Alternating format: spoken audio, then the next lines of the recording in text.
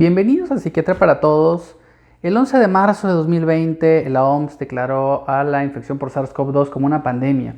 Y desde entonces hemos aprendido muchas cosas, no solamente acerca del virus, de cómo se estructura, cómo se transmite, cómo se pueden tratar las complicaciones o las vacunas, sino también hemos aprendido acerca de la salud mental y la importancia que tiene esta en nuestra vida.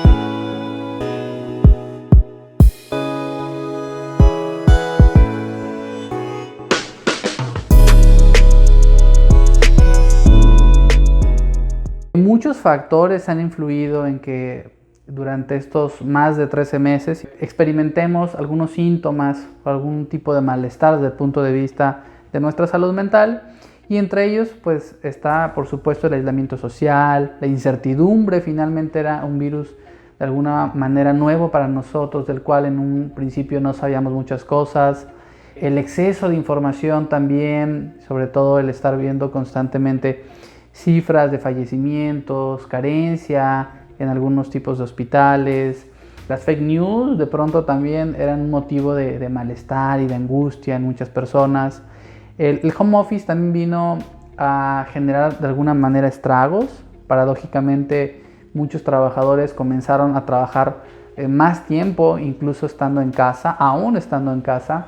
El hecho de que se presentara el cierre de las escuelas y la dificultad para el cuidado de los hijos también generó estragos. Y por supuesto la parte económica. Muchas personas tuvieron sueldos reducidos, perdieron empleos. Todas estas variables sociales, psicológicas, económicas influyeron que de alguna manera hubiera ansiedad, hubiera síntomas depresivos, insomnio, aumento del consumo de alcohol, miedo al contagio, tanto contagiarse como contagiar a otros, el miedo a morir. Y durante este último año han sido un motivo importante de consulta a los servicios de psiquiatría. De alguna manera, COVID ha venido a afectar no solamente a la población general, a todo el mundo, sino también a poblaciones muy específicas.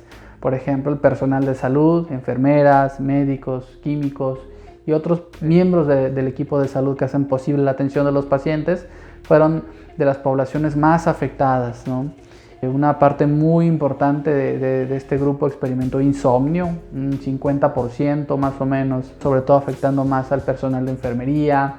Hay un segundo grupo especialmente afectado, que es el grupo de personas con enfermedades médicas, específicamente enfermedades crónico-degenerativas, pacientes con diabetes, con obesidad, hipertensión y algunas otras condiciones crónicas.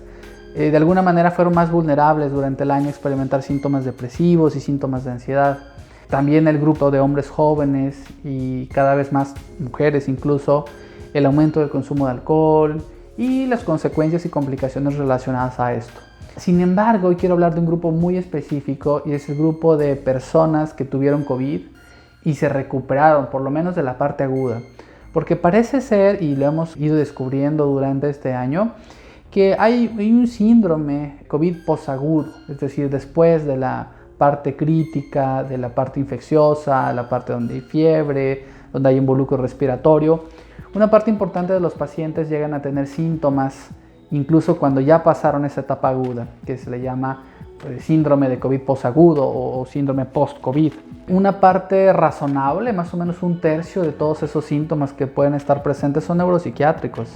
Y se estima que entre el 20 y 70% de pacientes que ya pasaron la etapa aguda, que presentaron síntomas, van a tener síntomas neuropsiquiátricos. Hay más de 50 signos o síntomas reportados en la literatura después de COVID, después de la parte aguda. Obviamente la mayor parte de estos síntomas son respiratorios. El hecho de tener aumento de la frecuencia respiratoria persistente o taquipnea, el hecho de tener dificultad para respirar o disnea, algunos otros síntomas neurológicos como la anosmia o la dificultad para percibir olores. La fatiga ha sido otro de los síntomas por mucho más frecuentes. Y desde el punto de vista de la neuropsiquiatría o de la psiquiatría, se ha visto de manera importante las dificultades en la atención, las dificultades en la memoria en más del 20% de los casos. En 13% de los casos se ha visto síntomas de ansiedad, en 12% síntomas depresivos, en 11% insomnio, pero también están reportadas otras condiciones como trastorno de estrés postraumático, trastorno obsesivo compulsivo, y de alguna manera creo que esto nos ha enseñado, además de cuáles son las vías y los mecanismos por los cuales un fenómeno de este tipo puede impactar tanto a la salud.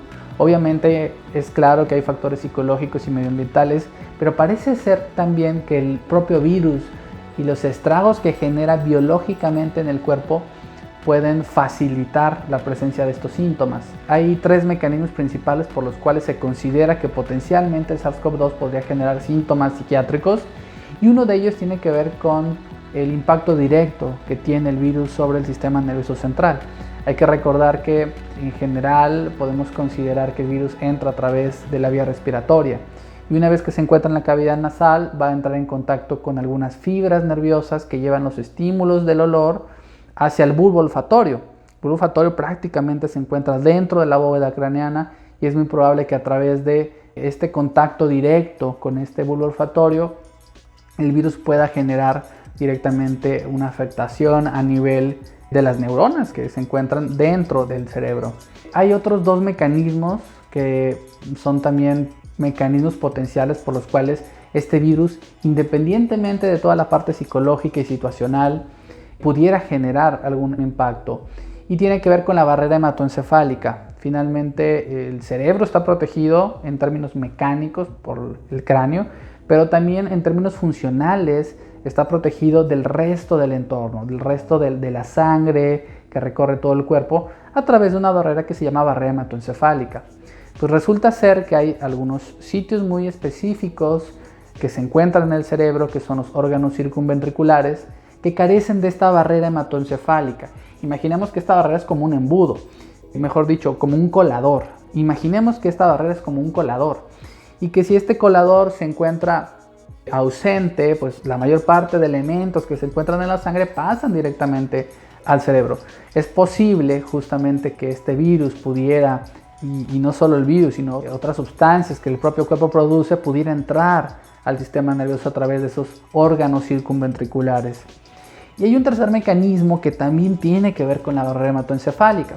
Hay que recordar que cuando un patógeno entra a nuestro cuerpo, cuando hay incluso algún tumor, cuando hay alguna lesión directamente física, el cuerpo va a reaccionar ante esa agresión, y uno de los mecanismos que va a desplegar es el fenómeno inflamatorio. Va a activar una serie de células, de anticuerpos, de sustancias que se llaman citocinas proinflamatorias, y esas citocinas proinflamatorias van a tener en algunos contextos una repercusión importante en el funcionamiento cerebral.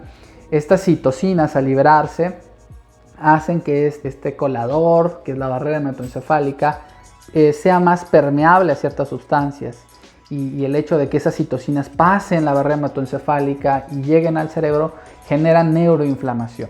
La neuroinflamación se ha estudiado mucho en los últimos años, y se ha visto que la neuroinflamación va a generar la disminución en la producción de algunos neurotransmisores y el aumento de otros. Uno de los neurotransmisores que tiende a disminuir es la serotonina. Hay que recordar que la serotonina finalmente está asociada a síntomas de ansiedad y síntomas de depresión, a síntomas propios del estrés postraumático. Y otro de los neurotransmisores que tiende a aumentar es el glutamato. El glutamato es el principal neurotransmisor activador del ser humano, y cuando este se encuentra excesivamente aumentado o constantemente aumentado, va a generar toxicidad y va a lesionar algunas áreas como el hipocampo, entre otras. Entonces parece ser que va más allá COVID de una afectación pulmonar, ¿no? Y prácticamente vamos a considerar a las infecciones dadas por este virus como infecciones sistémicas que van a involucrar de alguna manera varios aspectos.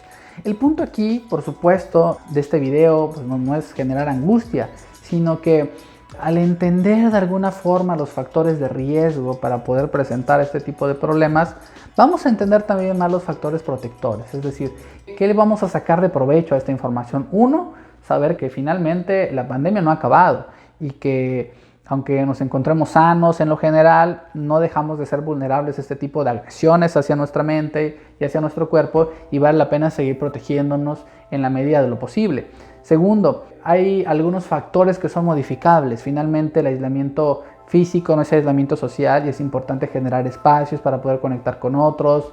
Y es importante sobre todo mantener un estilo de vida saludable, poder dormir de manera adecuada, comer de una manera sana, tener actividad física en la medida de lo posible y realizar algunas prácticas que también ayuden a reducir el estrés, como las prácticas de meditación, específicamente mindfulness, porque de esa manera vamos a tener factores que potencialmente pudieran hacernos menos vulnerables a agresiones de este tipo como la de COVID-19. Te invito a que si está bien por ti, si así lo deseas, compartas esta información como una manera de entender un poquito más otros aspectos relacionados al coronavirus y la salud mental. Si de pronto tienes alguna duda y quieres poner a lo mejor en la mesa algún tema que quieras que se analice desde la psiquiatría, te invito a que lo dejes en la caja de comentarios. Yo soy el Dr. Jorge Salazar, médico y psiquiatra, y bienvenidos, que esto fue Psiquiatría para Todos. Nos vemos en el siguiente video.